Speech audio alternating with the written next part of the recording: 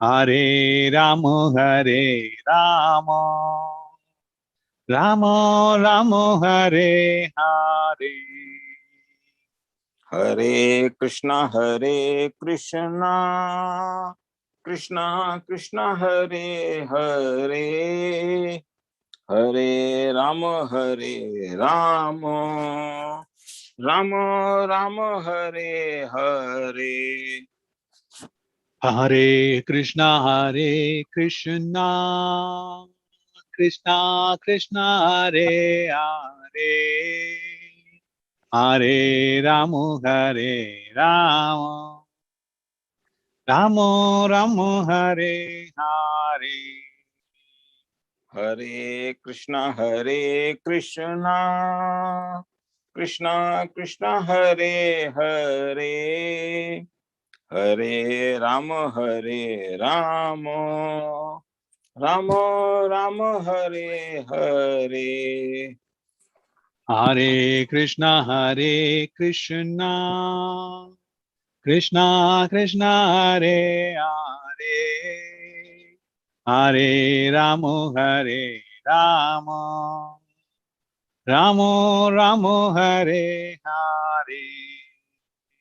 Hare Krishna, Krishna Krishna, Hare Hare, Hare Rama, Rama Rama, Hare Hare.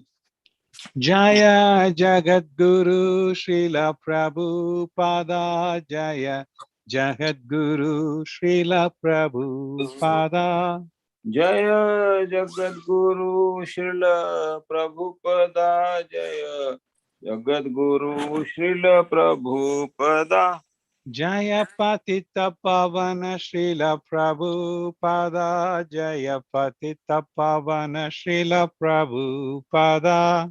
Jaya Patita Pavana Srila Prabhupada, Jaya Patita Pavana Srila Prabhupada. Jaya Guru Deva, Jaya Guru Deva, Jaya Guru Deva, Jaya Guru Deva. Jaya Guru Deva, Jaya Guru Deva, Jaya Guru Deva, Jaya Guru Deva. Srila Prabhupada ki Jai. Hare Krishna. Hare Krishna. Either Yashomati Nandana Braja Varanagara Gokula Rajana Yashomati Nandana Braja Varanagara Gokula Rajana Gopi Varanadana Madana Manohara Kaliya Damana Vidana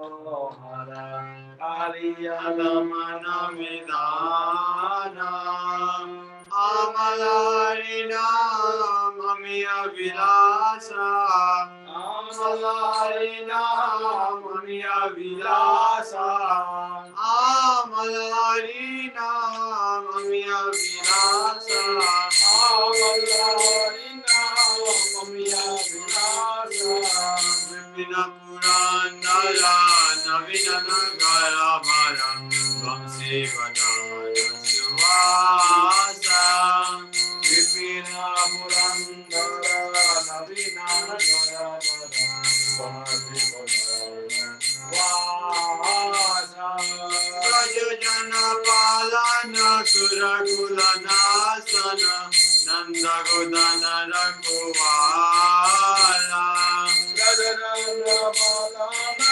Surakula Nasana Nanda Godana Rakuvala Govinda Madhava Navanida Taskara Sundara Nanda Gopala Govinda Madhava Navanida Taskara Sundara Nanda Gopala Yamuna tata chala gopi vasana hara sarasi kripa moya. Yamuna tata chala gopi vasana hara sarasi kripa moya. Shri Radha Vallabha Vrindavan Nasavara Bhakti Vinoda Ashaya. Shri Radha Vallabha Bhakti Vinoda Ashaya.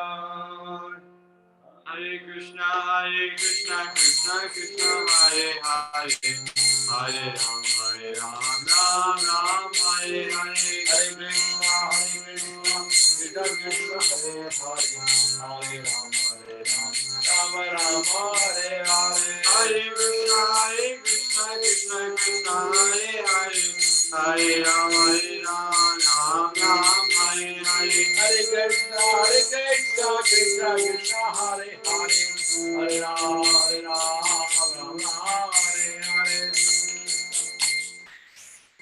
Lord Krishna is the beloved son of Mother Yashoda, the transcendental lover in the land of Raja, the delight of Gokul, Kana, the wealth of the lives of the gopis. He steals the mind of even Cupid and punishes the Kaliya serpent.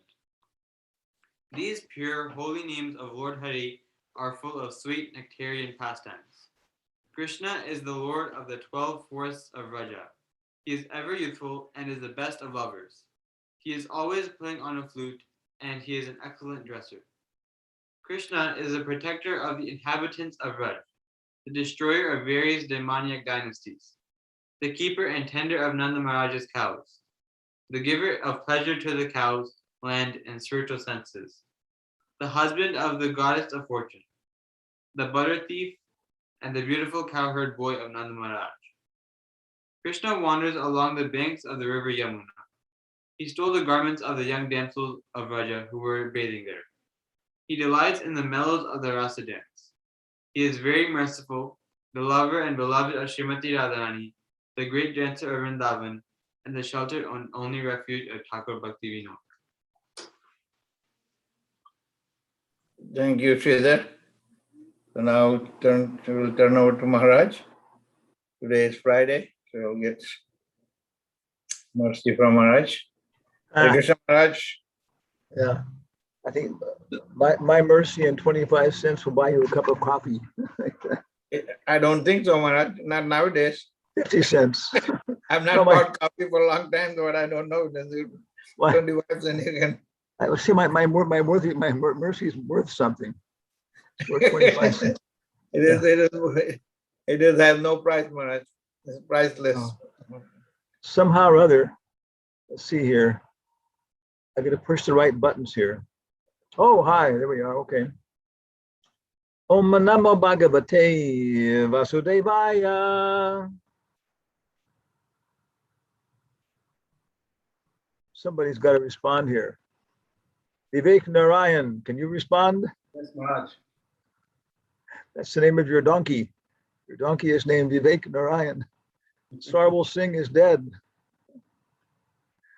Om Namo Bhagavate Vasudevaya. Namo Bhagavate Vasudevaya.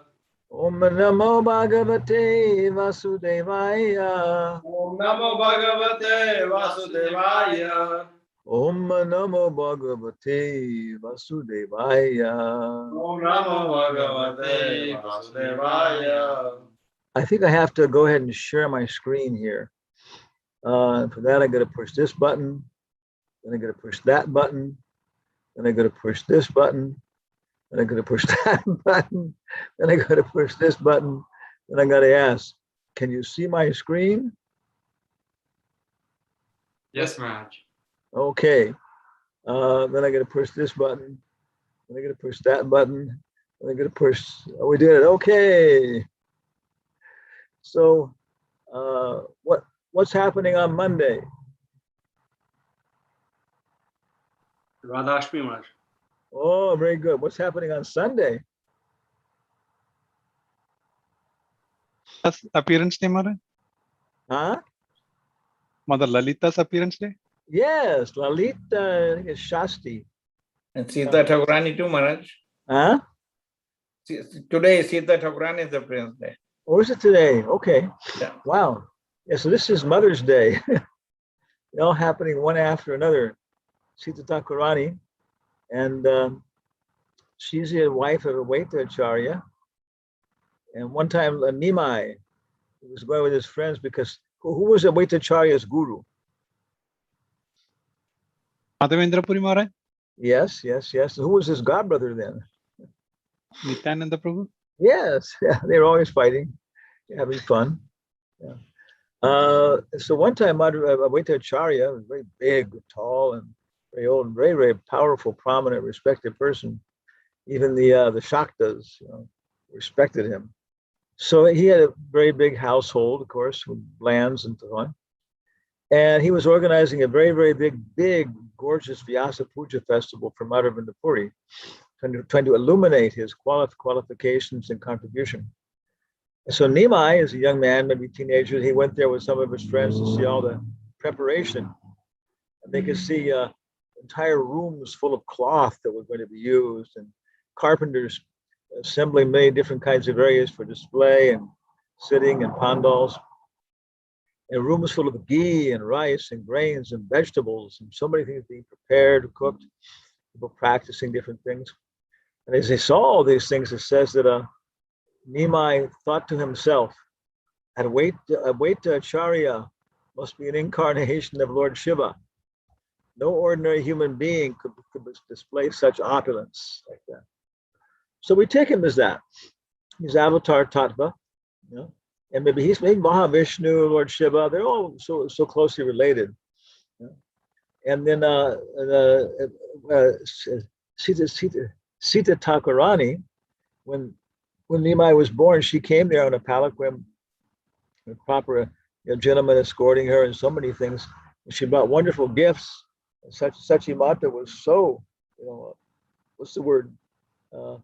Breathtaking to see her coming, and her gracious demeanor, and how happy she was to see beautiful Nimai like that.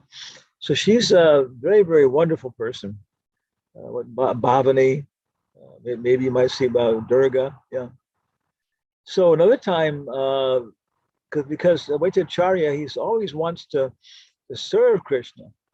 Krishna Madhurya Eka, Adbhuta Swabhava, Apane Ashvarite Krishna Kari Bhakti Bhava. Conjugal love of Krishna is so wonderful, Adbhuta, that Krishna himself wants to try it out. Try it out. Yeah. Which would you rather be, the sugar or tasting the sugar? So he incarnates himself to try it out. And then he's in the mood of a devotee, a servant. But Shiva, Advaita Acharya, Mahavishnu, they all want to serve him. The service is so wonderful. Oh, I don't want to serve anybody. I want to be served. No, you're missing the real happiness. And it's full of variegatedness and increasing, and the satisfaction is increasing. So, Advaita was always trying to figure out some way, maybe you know this story. And then so finally he started, I know what I'll do. He started preaching Mayavadi philosophy on the basis of Srimad Bhagavatam. And Nimai, young man, became so angry when he heard this, he went there and he was going to beat Advaita Acharya with a stick. And so Sita Thakurani came and said, "Oh, Nimai, don't beat this old man. He's an old man, he'll die. Please don't hurt him," like that. So she came and tried to save Advaita. And then Advaita started laughing and roaring. "See, he's threatening to beat me. He's my master. He's my master. See, he's my master. I am his servant." And so Nimai was very, very, what's the word? Distressed, like, something unhappy. What's what he was? He was like feeling, he tricked me, like that. And feeling, what's the word? Like fool, but he was happy. He cheated me. He tricked me. He won the game this time. So of course, she's very, very prominent personality. And today we can all, by talking about her like this, inspire, invoke her mercy. The Lalita in Vidagdha Madhava, not Vidagdha Madhava, probably Vidagdha Madhava, but also in Radha Krishna Gana Desha Deepika, there's a description of her and her position. And of course, Radharani wants to cook for Krishna, sing for Krishna, dance for Krishna, be a psychologist for Krishna. There's so many things, chastise Krishna, play games with Krishna. She wants to serve Krishna in so many ways, so like she just explodes like popcorn. And she becomes 8 different gopis with different humors, perspectives, attitudes. And of course, they expand themselves also in so many fine ways like that. So Lalita is our sampradaya. We're following Rupa Goswami in form of Rupa Manjari. She's the principal Manjari, a little girl serving Lalita and helping her. You know? And of course, other sampradayas, Prabodhananda Saraswati is very respected, line coming down from Lord Chaitanya. And Bhaktivinoda Thakur glorifies and respects him. You know? But it's a different humor. He's Tunga Vidya, the gopi to Krishna's far right, the apex of knowledge. She's more neutral. Lalita is ready to chastise Krishna for not being a proper lover at any moment, and Tunga Vidya is always more like, well, give him a chance, let him explain himself. No way. Yeah. So we're getting into this very, very interesting aspect of conjugal love of God. You know? Of course, so many saints, they present Shantaras and how great God is, how wonderful, and you can never quite catch up with him. You can see him acting and doing things, and we can coordinate and dovetail our activities with him in appreciation, or at least appreciate and glorify his wonders. Like Mahavishnu Loka, all the Sunanda and Nanda are always praising Mahavishnu, his glories. You know? So much religion is like this because people, want to keep God at a safe, glorious distance from their actual lives. But here we have, so here's some PowerPoint show I've been working on. Maybe by Monday it'll be finished. I took this from some notes that Gaur Sundar has. And when he was in London on Radhastami, Prabhupada gave a lecture. You can see above the bubble. Prabhupada's talking out of his bubble there. Prabhupada says, Radhe, Hare, no difference. So we don't have to chant Radhe, Radhe, Radhe, Radhe. We should be chanting Hare, Hare, Hare, Hare. Bolo Krishna, Krishna, Hare, Hare. Bolo Rama, Rama, Hare, Hare. Yeah. So this is one point which is very nice, that we're already chanting Radhe, Radhe when we're chanting the names of Hare Krishna. Okay. And of course, this is a song we should all know from memory. I'm going to be fasting a half day, so instead of breakfast, try and memorize this song if you don't know it. Radhe Jaya Jaya Madhava Daite Gokula Taruni Mandala Mahite. I think Vishnu Charan chanted it was last time. Radhe Jaya. Okay. Go ahead. Jaya Jaya Madhava Daite Gokula Taruni Mandala Mahite. Radhe Jaya Jaya Madhava Daite Gokula Taruni Mandala Mahite. Radhe Jaya Jaya Madhava Daite Gokula Taruni Mandala Mahite. What does Taruni mean, Vishnu Charanji? Don't know much. It means girls, young girls. Ainanda Tanuja. Ainanda Tanuja Kinkaram. Tanu, I guess, maybe similar. Anyway, Gokula Taruni, as far as I know, means young girls. And Mandala means the circle, the society, the circle of high-class society. Here it's Gokula Taruni Mandala. The circle of all the young girls of Gokula Mahite are glorifying you. Beloved of Madhava, Radhe Jaya Jaya Madhava Daite Gokula Taruni Mandala Mahite. Okay.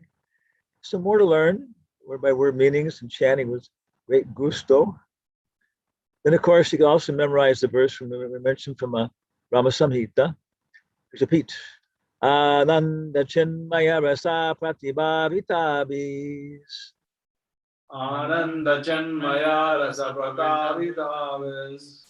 Tabhirya Eva Nija Rupa Taya Kalabhi. Savirya eva nijarupataya kalave.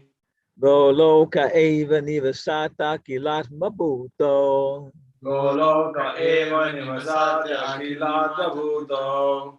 Govindamadi Purusham Tamaham Bhajami. Govindam adi purusham tamaham bhajami. Now, can you all pretend that you are Lord Brahma and say the next verse? Say the translation.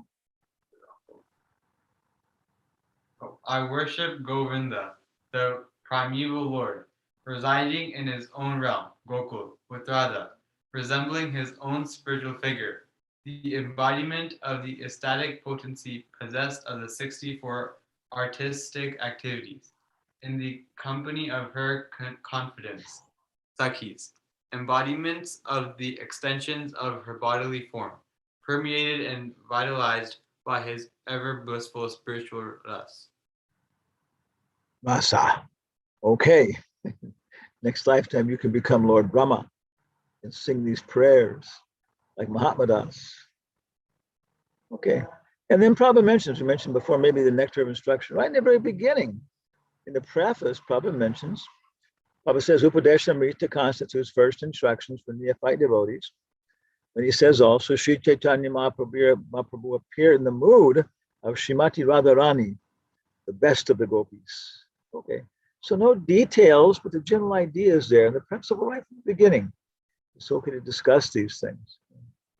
Then what we did, we're looking here and maybe a little broader, because this idea of appreciation for the feminine aspect of divinity.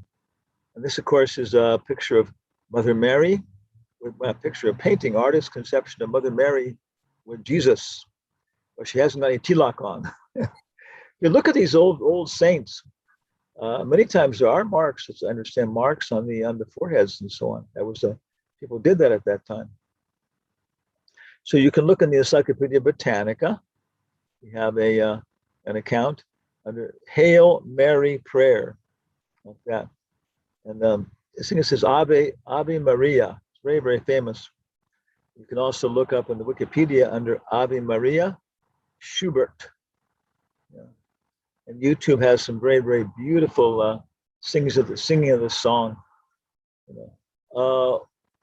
Hail Mary, Ave Maria, Hail Mary, Hail Mary. Blessed art thou amongst women, and blessed is the fruit of thy womb, Jesus. Pray for us miserable sinners at the time of our death. It's a very nice prayer. I could show it here even. I get the power. Maybe we'll get to that. I don't think so, but you can look it up. These YouTube things are there. I could post this. They're very touching. So yes, there's appreciation of the feminine qualities. And many times I would say that the women's liberation movement is actually a trap where women aren't allowed to express their natural qualities, but are being forced into competing with men, from a smaller perspective like that. Yes, in Kali Yuga, all these things are difficult, even impossible. But if we take shelter of a Vaishnava movement, then yes, we'll find a nice community. And we'll be able to really express the kind of qualities that we've been endowed with by nature. Then we have here Wikipedia. You can look under Rose of Lima. So she is Santa Rosario.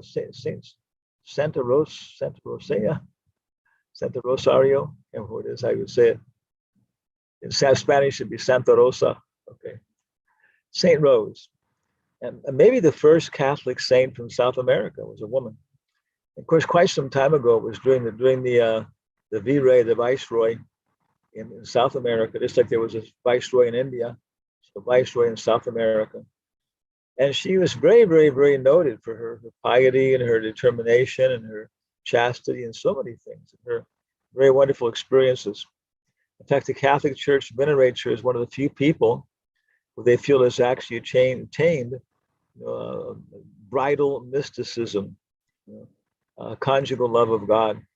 So interesting looking at these comparisons and comparing how we also view Krishna and his consort, Lakshmi, and then Radha, from some more perspective like that. Then coming down, there is Claire of Assisi. And she was, what is it, a friend? Friend, close associate of St. Francis of Assisi.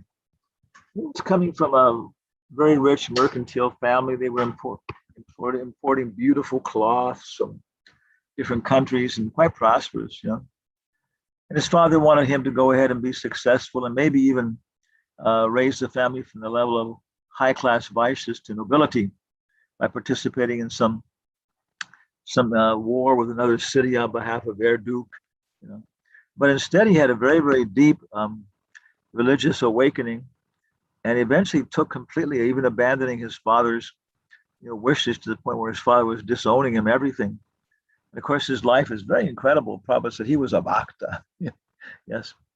So when he then got a what do you call it, a charter from the Pope to form their order with their certain rules and regulations and their goal and everything else. There's a limited number of these. In the Catholic Church, either you belong to a diocese, a zone, a yatra, or else you belong to an order, one of the two, but you belong to a certain regulated, controlled environment, relationship. And so then after he became so renowned, she decided she wanted to follow him.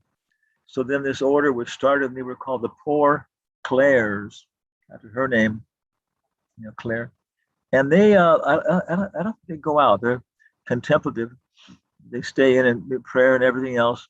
And I think also maybe also running hospitals and things like that. So then he had an ashram for brahmacharinis. And the third and final order he started was grihastas, So within Catholic Church, very clearly, and for celibate men, celibate women, and then finally for grihastas, and all of them have their rules and regulations and their standards. And when you hear them talking, people who are actually practicing, it's actually quite challenging. Their sincerity and determination, But definitely Lord Chaitanya's movement has so much to offer. And Prabhupada was very happy in these relationships like that and communicating.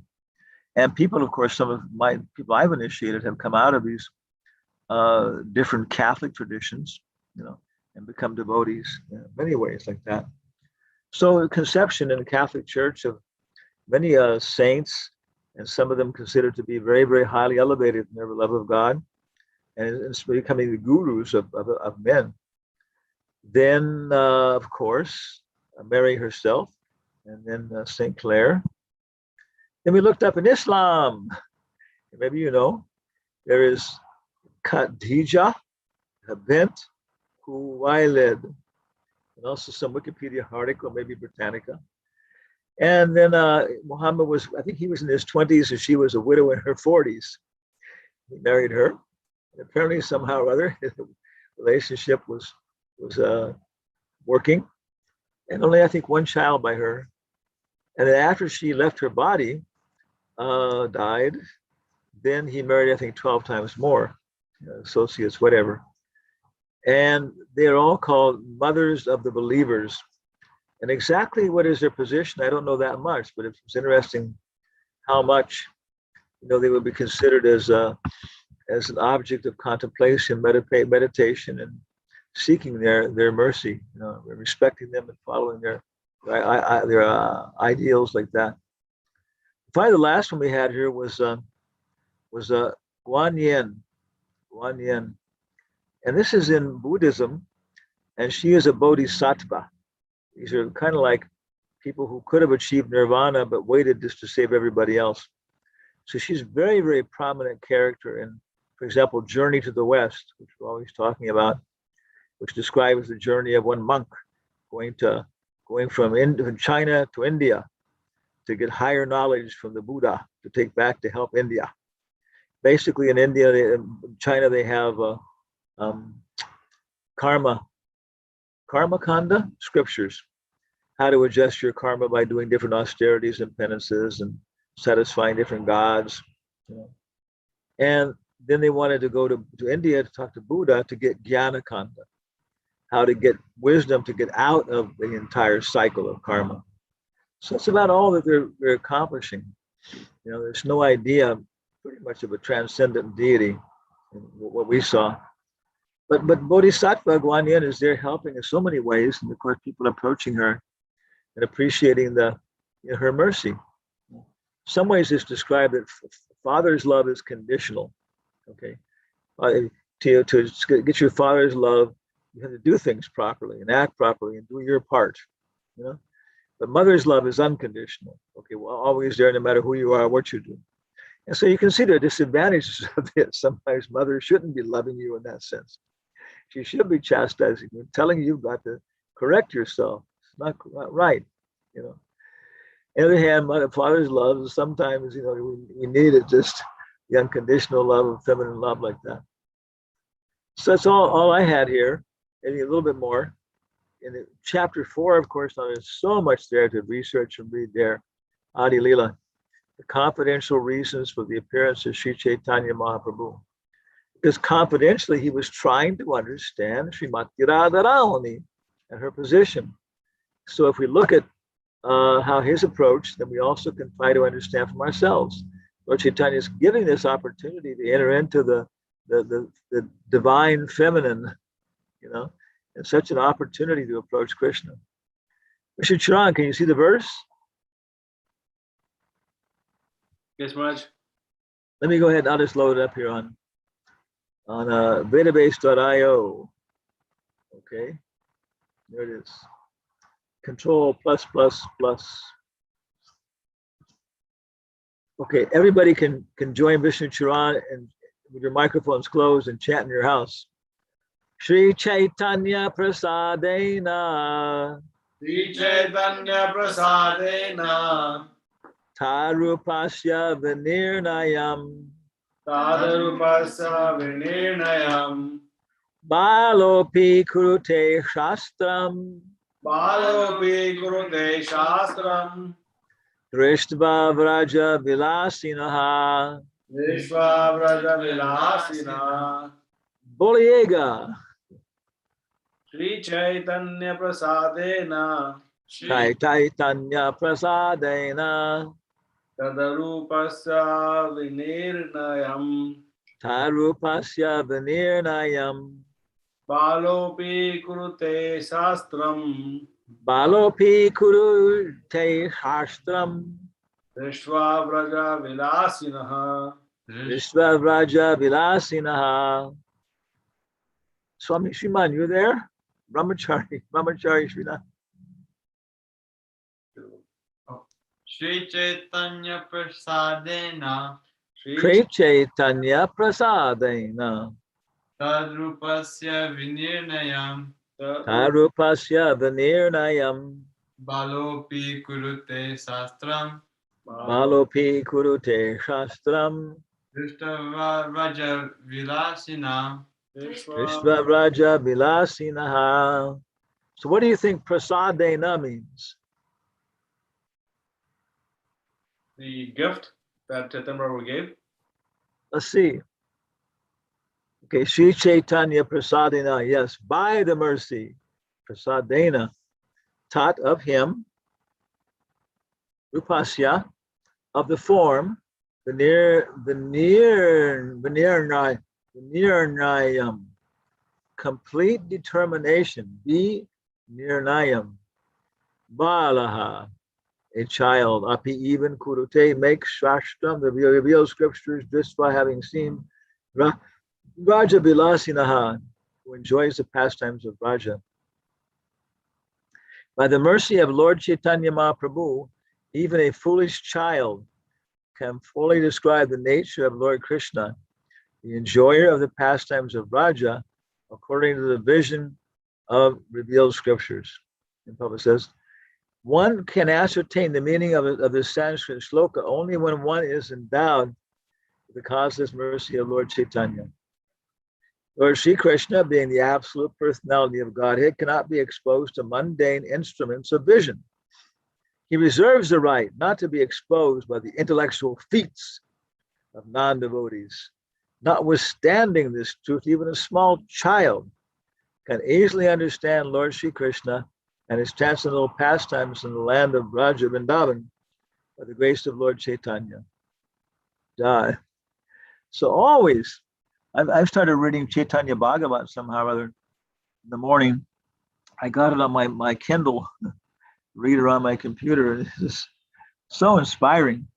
I think it must be by maybe a translation by Kushakrata, and then one devotee, I forgot his name, he cleaned it up, and they published it with Bihari Lal and Sons. So any comments from anybody else getting ready here for Radhastami or any other topic like that?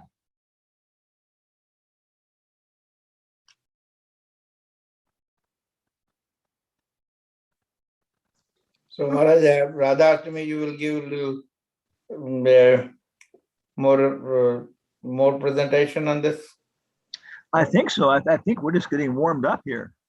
Yes, Maharaj. Yes, maybe you'll read something from Chaitanya Mangal too.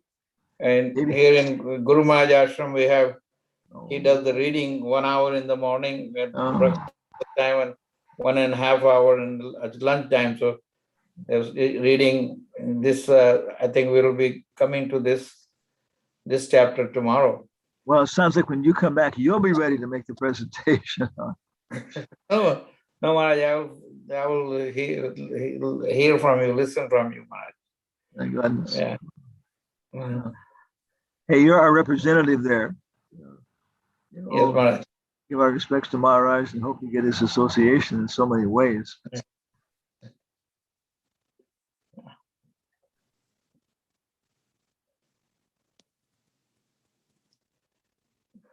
Okay, so I guess we'll turn control of our program back over to our sponsor. Maharaj, yesterday you left and we had some discussion, but I was in plane, I couldn't talk. But Hemalata gave a very, very concise presentation, impersonalist and Mayavad. And today also here we talked about briefly about impersonalism. So, and Hemalata also posted a video of Prabhupada lecture on Lord Buddha. Oh, wow, that's nice. Oh. Hare Krishna Maharaj, Danvat Pranam, and Jai Srila Prabhupada. Thank you for a wonderful presentation today. About very broad-mindedly, you have covered a lot of mothers from all various religions. So I'm very I didn't cover Aunt Jemima. I didn't cover Aunt Jemima. She's really she's tough. Aunt Jemima, who is she? 1 second, I'll show you. So you have, by associating with me, you're going to understand Americans, and you'll be able to talk to Americans then. We got it here. Maharashtra is politically incorrect, so they've taken her name off. Oh, they take it off? Yeah, they take the name off. Okay. There she was. Okay, well, I guess this is what, in 1998, they probably did something about that, the strange career of Aunt Jemima. Okay. Yeah. No, because it's the same thing too within Black culture, very developed idea of, role of women and so on. So anyway, it's very important. Yes, please go ahead. Makes me think, can you describe your mother? My mother. Actually, Raktak Das said one should not ask a sannyasi about his previous ashram. Oh, I'm so sorry. Yeah. No. But Vyasadeva, he asked Narada Muni, tell me about how you became Krishna conscious. And Narada Muni said, because it will help your spiritual development, I will tell you. So I was very fortunate. My mother was a very pious, good woman. She met my father when they were both working for the U.S. government in Guam after World War II. So by both lines, they had this pioneering spirit, going out, both families. And as far as I can tell, I was about maybe like this long when we left, probably just big enough to travel. And they were traveling, what do you call it, general class on a boat back to the United States, other people. And then I remember she would engage me in saying, it's called the Lord's Prayer every night before I would take rest as a small child. Our Father who art in heaven, hallowed be thy name. Thy kingdom come, thy will be done. And it's an okay prayer. Prabhupada doesn't like the section of give us our daily bread. He feels that's a little bit, cruel to Krishna. You have to ask him for it. And so she wasn't very religious in it herself, but she was, again, very, chaste, pious person, intellectually inclined in some ways. And I think I got that from her, And in some ways she was a little bit cold like that. I had to start looking for other things because my father and mother both worked, got civil service jobs. So I was put into nursery schools from a very young age. I think it did influence my personality and stuff, being there with other women taking care of me and so many things like that and so on. But another one was actually Aunt Sally, Gladys boy. And you get a godmother. When you're baptized, you get a godfather, godmother. And so she would give me Christian books. And actually, she had some pretty strict Christian faith to her, a little bit older. So she kept kind of challenging me to, different standards like that and so on. So that was it. So they were this kind of, America after World War II was a lot of piety. Because during the war, they were all praying, making deals. And so when the war was over, I was born, then there was a lot of people, fulfilling those promises and so on. And I think that's maybe why somebody was asking that. Is that why Prabhupada came? It was a very good question. Shruti Priya Devi Dasi asked, is that Krishna incarnates when people are worthy, they want him. So is that why Srila Prabhupada came to America? Because the previous generation had done something. And there is consideration that you can look at it. They were very, very unusual people, fighting for very idealistic fights, Yeah. So anyway, I came out of that whole ambience, I think, and some general influence from my mother and so on. Yeah. Okay. Thank you, Maharaj. Yes. Maharaj, one more question. We were discussing about Buddhism philosophy yesterday, and we couldn't quite understand what is their idea of nirvana. What is the perfection? I was trying to understand Buddhism, and in different ways, And finally, I read it. I always told this story. One big Buddhist monk, he was traveling the United States during the whole kind of hippie era, and he was kind of an Orthodox guy. Whatever, but he came to where I was at the University of California at Davis. It's the agricultural school, quite big. And they organized a program in the biggest hall on campus, Freeborn Hall, was where they have big dances and everything else, and shares. And it must have held about maybe 1,000 people, So he gave his whole presentation in his robes there. And I mentioned it before, and he finished off with this thing. He said, so God is a circle with its center everywhere and no circumference. So you achieve nirvana if you get to this.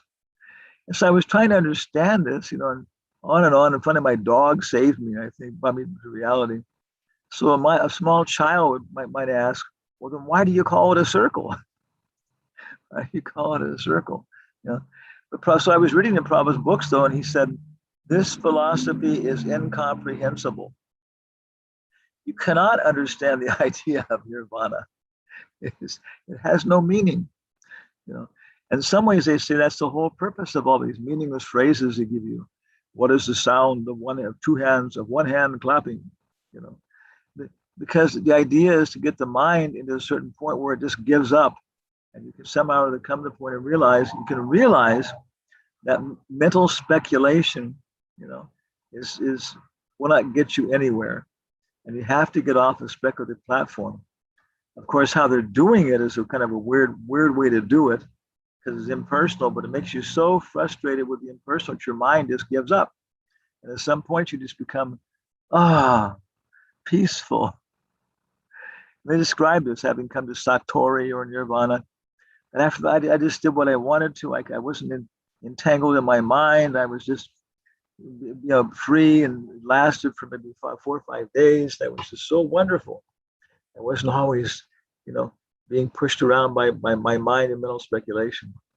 So that's as far as I understand, is that their conception of nirvana is in their goal is impractical. Nowhere is there nihilism. And of course, all Buddhists don't believe in nihilism. There's a lot of variety. But if we're talking about that extreme sect, then there's nothing, and it's absurd. It's meaningless. You can't understand it. Yeah. Okay. Do you understand? No, thank you, though. It's Thank you. It's incomprehensible. I was trying to read some basics about Buddhism, and they did have the concept of karma and reincarnation, but Yes. without the idea of a spirit soul. But there was no explanation of how the reincarnation is possible without a spirit Okay. soul. Okay. Now take a little LSD. Okay. Now you've taken your LSD, and now I'm going to give you a meditative process. You and I are different islands in the same lake. Okay. And now when all the water of illusion goes away, we will realize that we are the same person. that's bad enough without LSD. If you're taking LSD, it's really, you really have a psychotic breakdown and stuff. I remember I had a couple close calls myself. It was just like, fortunately I found Prabhupada. Otherwise, some strange, I saw, one time I was looking in the mirror in Chicago when I was in graduate school trying to figure out who I was with my other psychology roommates. And I think I was taking something, I'm sure, just experimenting. And I was looking at my face, and I was suddenly realizing, what is my face? And then suddenly, for one moment, it was like I saw the universal form of all these faces multiplying in the mirror. Yeah. So it was. Oh yeah, I remember what it was. Yeah, I remember. Okay, whatever is here is always. Whatever is here always is here now. Certain things are coming and going. Okay, that was my first off the middle platform thing. Whatever is here now is whatever is always here is here now. Okay, so I'm always here, right? Is that a fact? Yes, I'm always here. So therefore I'm here now.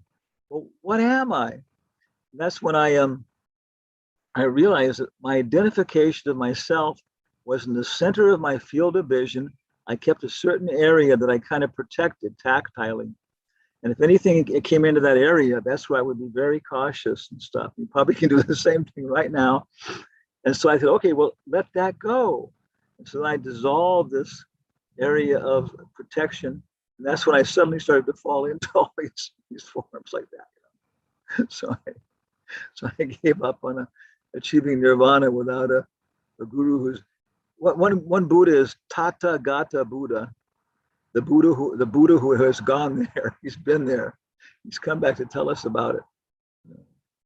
But basically, Buddhism, as Prabhupada is explaining it, other than this, sometimes this is word jugglery for a show, can come to this point of releasing you from attachment to your senses and your speculative function of the mind.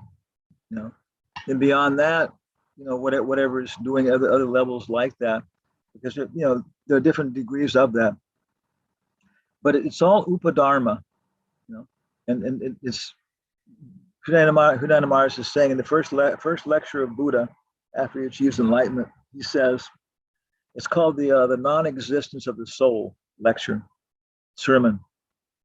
But he says not one time in the entire sermon does he ever say the soul doesn't exist.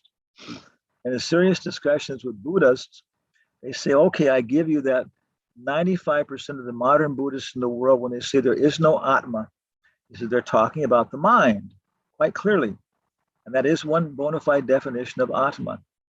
They don't even talk about or have a conception in most cases of an individual soul, because how can they? Either it's absorbed in the senses or the mind and so on. So the idea of nirvana is a general, vague idea. Look at the very, very last verse in the Bhagavad Gita, chapter 2. You'll find, if you don't know it already, you'll find something very interesting. Okay, I will stop here and let everybody now merge into nirvana.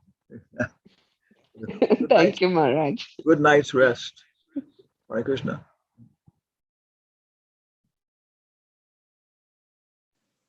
So, who's going to Narasimha prayer today? Any volunteers? Sridhar. Okay.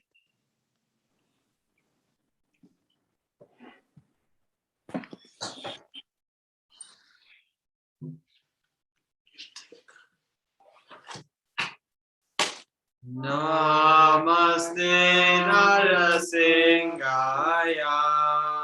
Namaste Narasimhaya.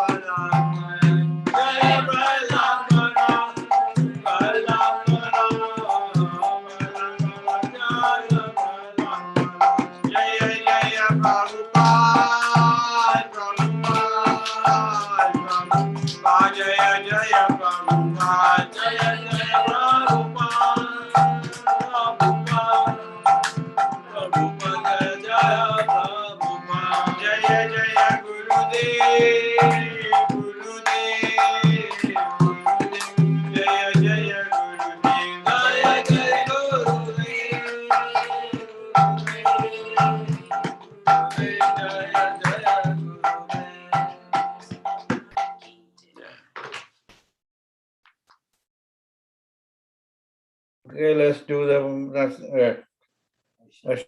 pranam. One, अरे बंद कर बंद कर one, What? Vanchakalpatrupaya Sindhuvayevacha Patithanam Pavanebhyo Vaishnavebhyo Vaishnavebhyo Namo NaMo Namaha. नमः Hare Krishna. Thank you. Krishna. Thank Hare you so Krishna. much. Thank you. Hare Krishna. Hello. Today's Saroja auntie birthday. Hare Krishna Mataji. Hare Krishna. Hare Krishna to Mataji. you. Happy Hare birthday, Krishna. Sarojji. Happy birthday. Thank you. Hare Krishna. Hare Hare Krishna, Krishna. Saroj Ben. Hare Thanks.